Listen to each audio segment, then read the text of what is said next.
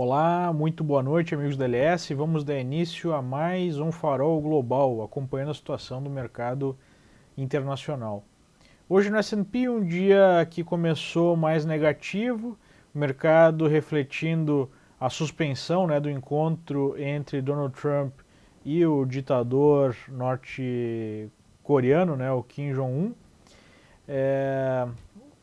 Já era uma possibilidade, aguardada, e ainda não ficou definido se de fato esse encontro acontecerá ou não, mas o Trump resolveu responder a uma retórica mais dura do ditador, também com uma retórica dura, e até mesmo, não na carta que ele mandou para a imprensa, mas em outros discursos, acusando a China aí de estar por trás e não fazer essa aproximação de fato acontecer.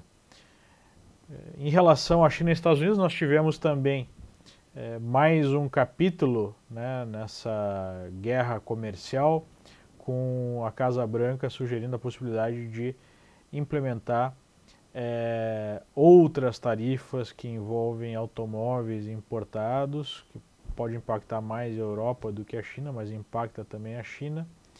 E a China respondendo, dizendo que tal postura, usando a segurança nacional, coloca em risco o comércio global.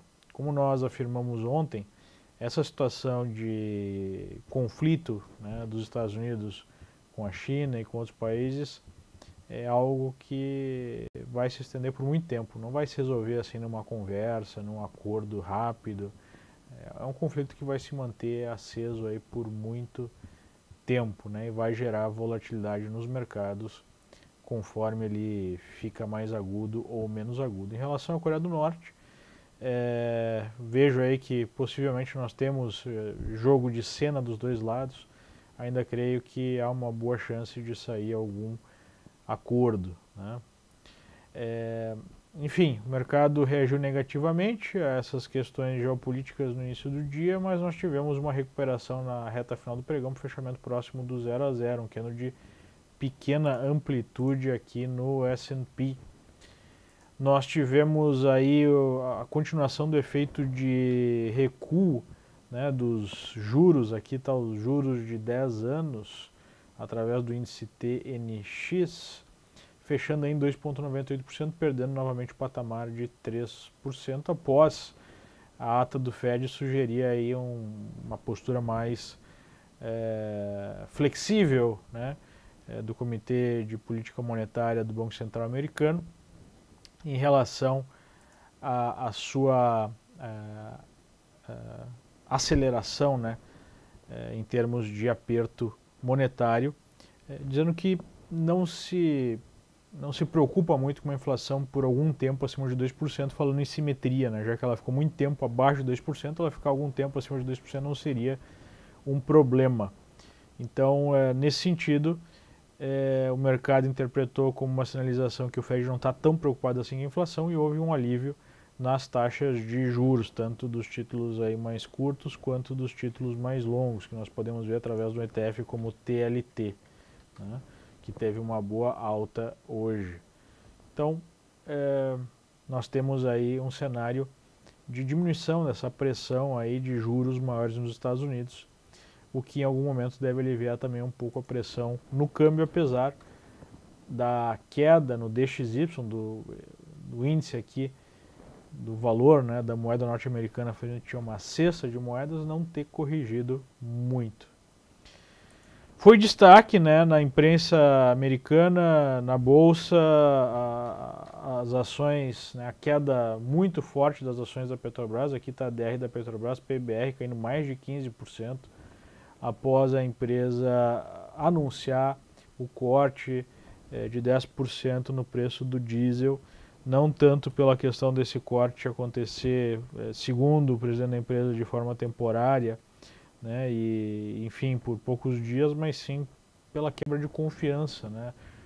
Finalmente a empresa havia apresentado uma política de preços numa fórmula específica que depende do barril do petróleo, sem interferências políticas, e o país é engolfado aí numa crise fortíssima por conta de greve de caminhoneiros, que coloca a faca no pescoço do governo em termos de redução dos combustíveis, através do corte de impostos ou de diminuição direta na bomba por conta de uma mudança na política da Petrobras, o que novamente iria demonstrar uma intervenção política na empresa, né?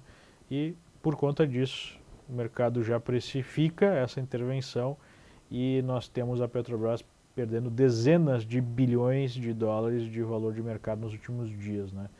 Não podemos esquecer que quase todos os seus pares no mercado internacional estão subindo forte, como ela estava subindo também, e agora por conta dessa situação nós temos aí uma forte queda, sem uma sugestão clara de repique imediata, apesar do estado super sobrevendido, né, por conta da queda de hoje.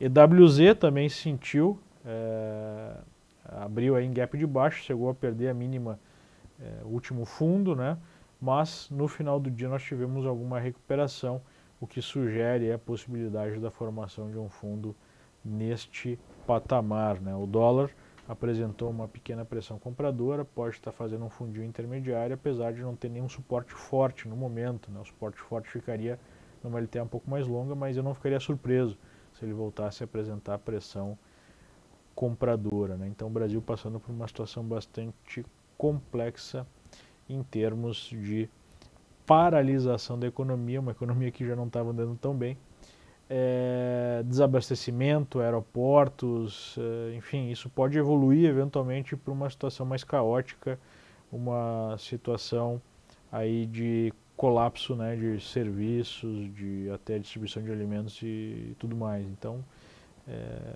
é importante ficar atento a essa situação, porque nós podemos ter mais volatilidade aí entrando por conta desse cenário de incerteza de curtíssimo prazo no Brasil, na manutenção da greve dos caminhoneiros.